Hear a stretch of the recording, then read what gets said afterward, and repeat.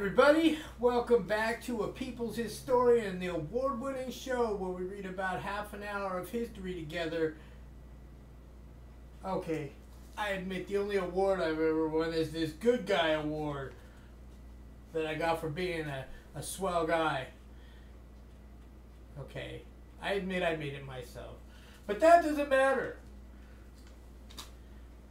What matters is that we're enjoying history because we can't know where we're going from here if we don't know what happened in the past.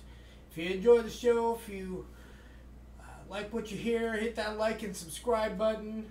Hit the notification bell too so that you get notified when I make a new video in case YouTube unsubscribes you because the establishment doesn't want you to know the truth. We're reading State of War, A Secret History of the CIA and the Bush Administration. We're going to start Chapter 9, which is the final chapter in the book before the afterword.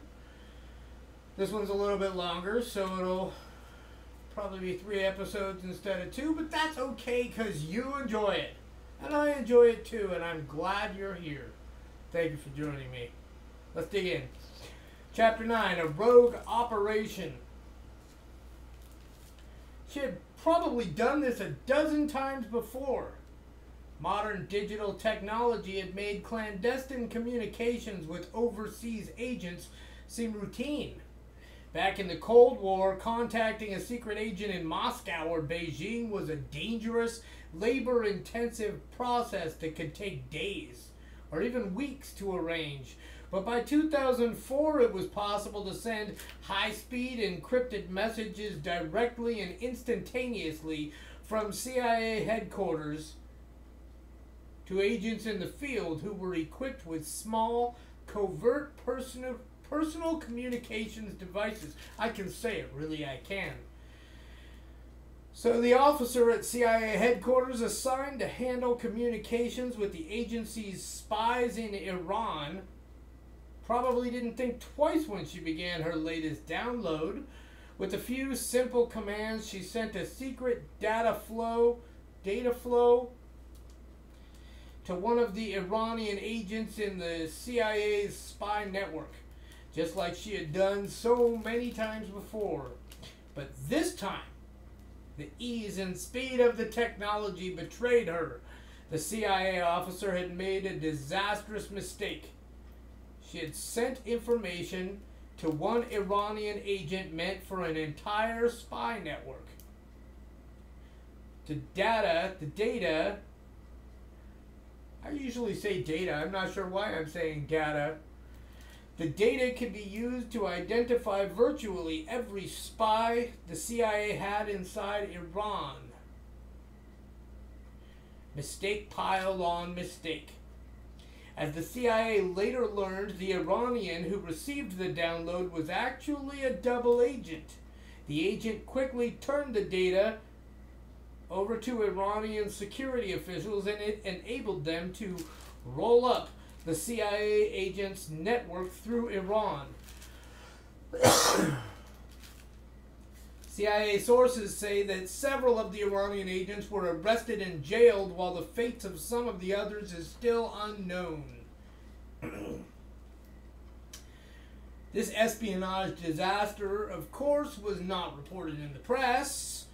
It left the CIA virtually blind in Iran, unable to provide any significant intelligence on one of the most critical issues facing the United States: whether Tehran was about to go nuclear. See what I mean? We're dealing with the situation right now that resulted from this exact moment.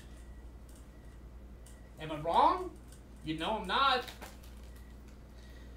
In fact, just as President Bush and his aides were making the case in 2004 and 2005 that Iran was moving rapidly to develop nuclear weapons, the American intelligence community found itself unable to provide the evidence to back up the administration's public arguments. On the heels of the CIA's failure to provide accurate pre-war intelligence on Iraq's weapons of mass destruction, the agency was once again clueless in the Middle East. In the spring of 2005, in the wake of the CIA's Iranian disaster, Porter Goss, the CIA's new director, told President Bush in a White House briefing that the CIA really didn't know how close Iran was to becoming a nuclear power. The Bush administration has never publicly disclosed the extent to which it is now operating in the blind on Iran. So obviously this book was written during the Bush administration. But deep in the bowels of the CIA, someone must be nervously but very privately wondering, whatever happened to those nuclear blueprints we gave to the Iranians? The story dates back to the Clinton administration in February 2000, when one frightened Russian scientist walked Vienna's winter streets. Enveloped by the February cold, he dodged the bright red and white Straßenbahn, the quaint electric tram cars that roll in slow circuits around the city, while he debated whether to go through with his secret mission. I'm not a spy, he thought to himself. I'm a scientist. What am I doing here? He fingered the package stuffed in his overcoat, making certain the priceless documents were still there and that this crazy job wasn't just a bad dream.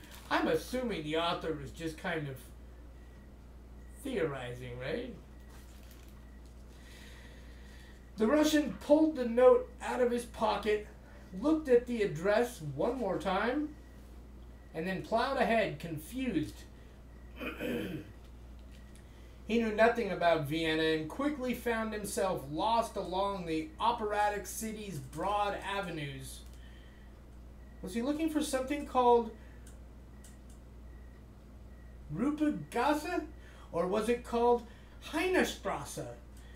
Was he supposed to take Straßenbahn 21? He rode 2 full circuits on the S-Bahn 21 train, searching in vain for the right stop. Should he switch to the U-Bahn, Vienna's subway?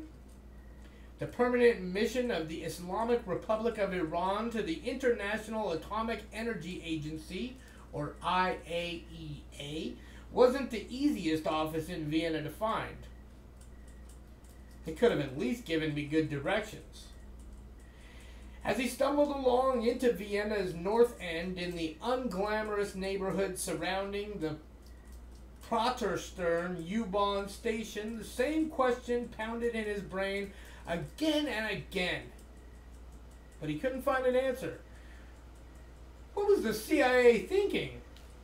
The Russian had good reason to be afraid. He was walking around Vienna with blueprints for a nuclear bomb.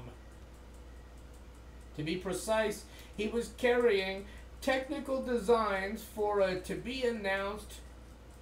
Well, it says TBA. I made an assumption that it was to be announced, but maybe it's not. So let's just go back. He is carrying technical designs for a TBA 480 high voltage block, otherwise known as a firing set for a Russian-designed nuclear weapon. He held in his hands knowledge needed to create a perfect implosion that could trigger a nuclear chain reaction inside a small spherical core. It was one of the greatest engineering secrets in the world, providing the solution to one of a handful of problems that separated nuclear powers such as the United States and Russia from the rogue countries like Iran that were desperate to join the nuclear club but had so far fallen short. He still couldn't believe the orders he had received from CIA headquarters. The CIA had given him the nuclear blueprints and then sent him to Vienna to sell them, or simply give them, to the Iranian representatives to the IAEA.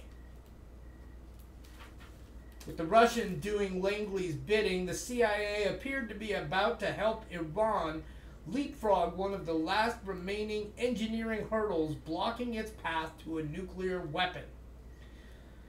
The dangerous irony was not lost on the Russian. The IAEA was an international organization created to restrict the spread of nuclear technology. The IAEA's Vienna headquarters, inside the United Nations sprawling concrete compound, a jumble of geometric-shaped buildings assembled like a Christmas pile of children's toys along the Danube River just outside the city center, was the leading forum for international debate over the proliferation of nuclear weapons technology. It was the place where the United States came to level charges against rogue nations such as Iran and North Korea over their clandestine nuclear programs.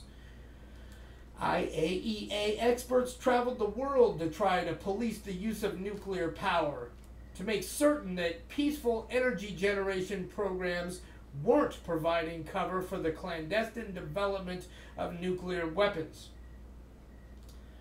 In 2005, the IAEA and its chief, Mohammed El-Baradei, hope I pronounced that right, would win the Nobel Peace Prize for their counter-proliferation efforts. But in 2000, the CIA was coming to Vienna to stage an operation that could help one of the most dangerous regimes in the world obtain a nuclear weapon.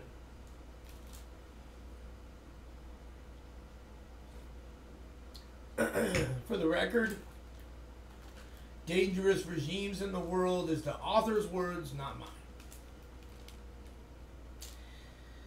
The Russians stood out like a poor eastern cousin on Vienna's jeweled cityscape. He was a nuclear engineer who had defected to the United States years earlier and quietly settled in America. He went through the CIA's defector resettlement program and endured long debriefings in which CIA experts and scientists from the national laboratories tried to drain him of everything he knew about the status of Russia's nuclear weapons program. Like many other Russian defectors before him, his tiresome complaints about money and status had gained him a reputation within the CIA of being difficult to manage. But he was too valuable for the CIA to toss away. They should have just given him one of these.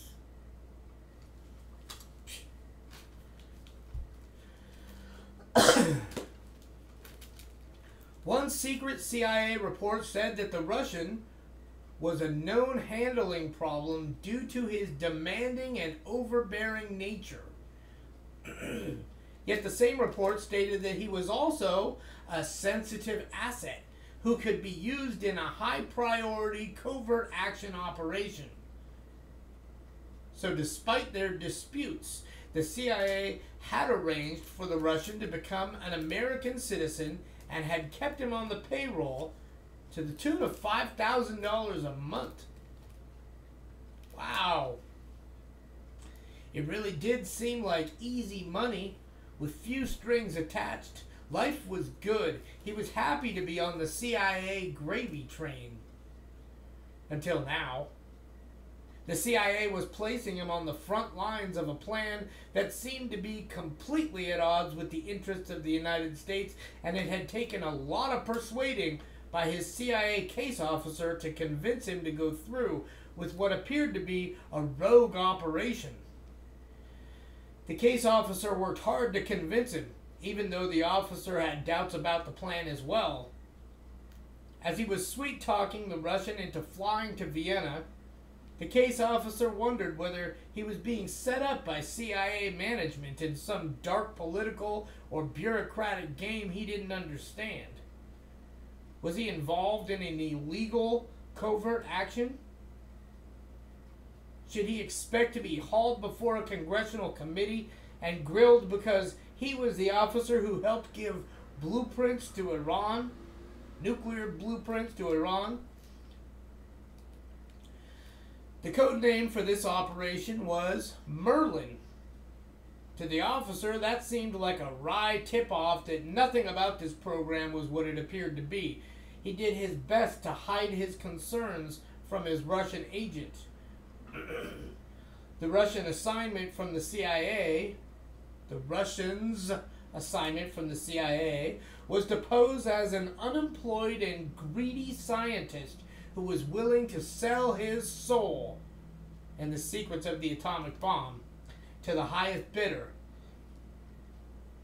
By hook or by crook, the CIA told him, he was to get the nuclear blueprints to the Iranians.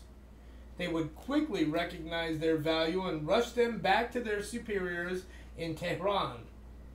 The plan had been laid out for the defector during a CIA-financed trip to San Francisco, where he had meetings with CIA officers and nuclear experts, mixed in with leisurely wine-tasting trips in Sonoma County. Hey, man. Sonoma's half an hour from here. In a luxurious San Francisco hotel room, and by the way, they really should have been in Napa County. Just saying. Sorry, Sonoma County, but I'm a Napa County boy. In a luxurious San Francisco hotel room, a senior CIA official involved in the operation walked the Russian through the details of the plan. He brought in experts from one of the national laboratories to go over the blueprints that he was supposed to give the Iranians. The senior CIA officer could see that the Russian was nervous, and so he tried to downplay the significance of what they were asking him to do. He told the Russian that the CIA was mounting the operation simply to find out where the Iranians are with their nuclear program. This was just an intelligence gathering effort, the CIA officer said, not an illegal attempt to give Iran the bomb. No. He suggested that the Iranians already had the technology he was going to hand over to them. It was all a game. Nothing too serious. The Russians reluctantly agreed. The Russian reluctantly agreed, but he was still clearly suspicious of the CIA's motives. He was afraid because he fully understood the value of the information he was supposed to pass to the Iranians. He certainly understood it better than did his CIA handlers. Before he defected, he had worked as an engineer at Arzamas 16, the original center of the Soviet nuclear weapons program and the Russian equivalent of Los Alamos, the home of the Manhattan Project. Founded in 1946 when Soviet dictator Joseph Stalin was rushing to catch up with the Americans and trying to turn the Soviet Union into a nuclear power, Arzamas 16 had once been so secret that it was known only as the installation or the site. Built on the grounds of a Tsarist-era monastery, about 400 kilometers from Moscow at the old town of Sarova. The complex's first name was Arzamas 60, since it was 60 kilometers from the town of Arzamas, but the Soviets realized that name was too revealing about its location, so they changed it to Arzamas 16. In 1947, the entire city of Sarov officially disappeared from Russian maps. Arzamas 16 was where the Soviets built their first atomic and hydrogen bombs. And today, 30,000 people still work at nuclear weapons-related facilities located within a restricted area in the heavily guarded Arzamas 16 district. It wasn't until 1995 that Russian President Boris Yeltsin changed its name back to Sarov.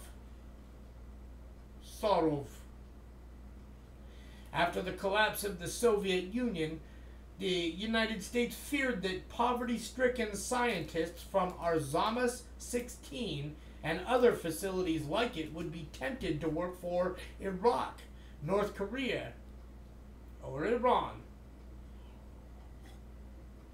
Weapons proliferation really meant the spread of scientific knowledge and the spread of scientists. The end of the Cold War meant the end of regular paychecks for Russian nuclear scientists, and there was a real danger that Russian technical expertise would spread like a virus to the totalitarian states of the Third World. In the 1990s, in fact, the director of one Russian nuclear institute killed himself, reportedly over the government's failure to meet his payroll. There were Russian press accounts of uranium being stolen from Zama 16.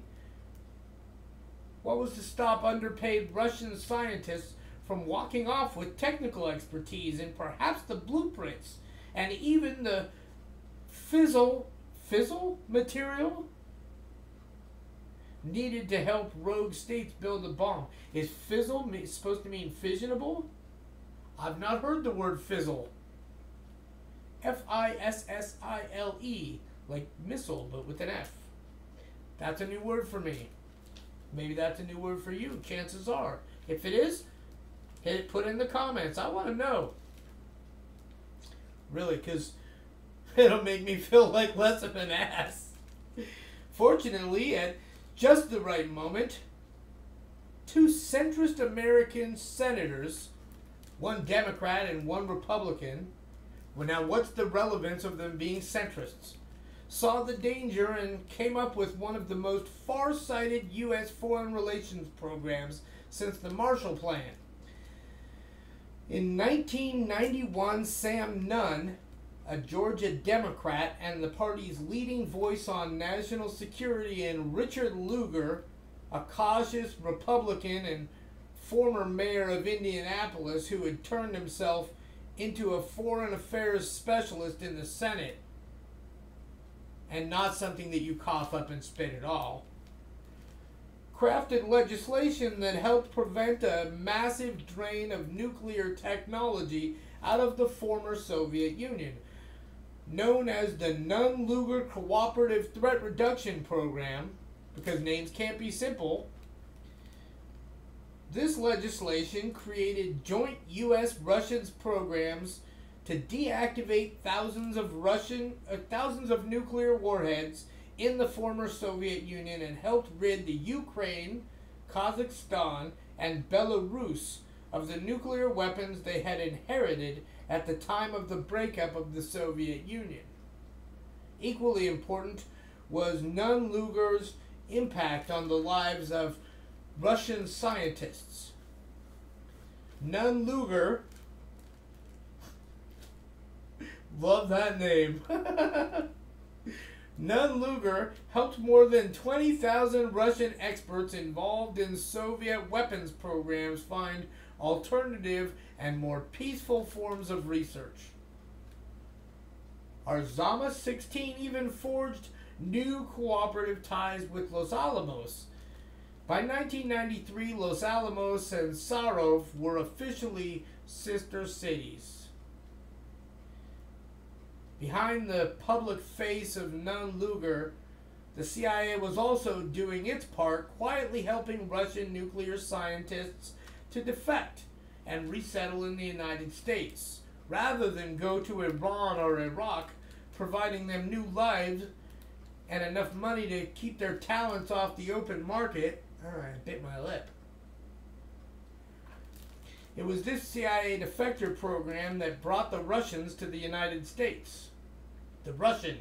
Man, I have messed up that S over and over again. Every time it's Russian, I say Russians, and every time it's Russian, I say Russian. Every time it's Russians, I say Russian. You know what I mean. So whatever I say is wrong. But not really. I'm just joking. Whatever I say is right, because I correct myself, and I'm never wrong. See? I got a good guy medal to prove it.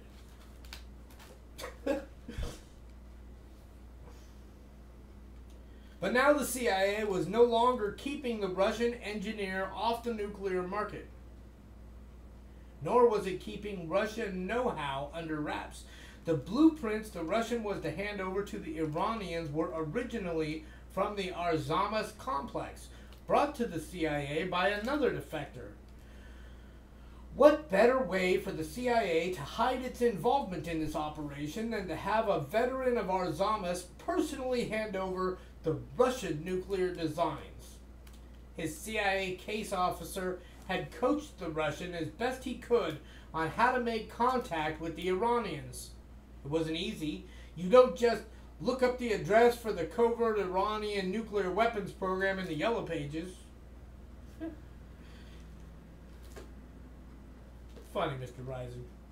Still, maybe there was a way you could make contact on the internet. Maybe it really was as simple as sending out an email. At the case officer's urging, the Russians started sending messages to Iranian scientists, scholars, and even Iranian diplomats stationed at the IAEA in Vienna. In his emails, he would explain that he had information of great interest to Iran and that he was seeking a meeting with someone who could hear him out. The messages were designed to be playfully intriguing, but not quite revealing. Kind of like your girlfriend's outfit on a Friday night. Just enough to prompt a response. He also started attending academic conferences in the United States attended by Iranian American scientists.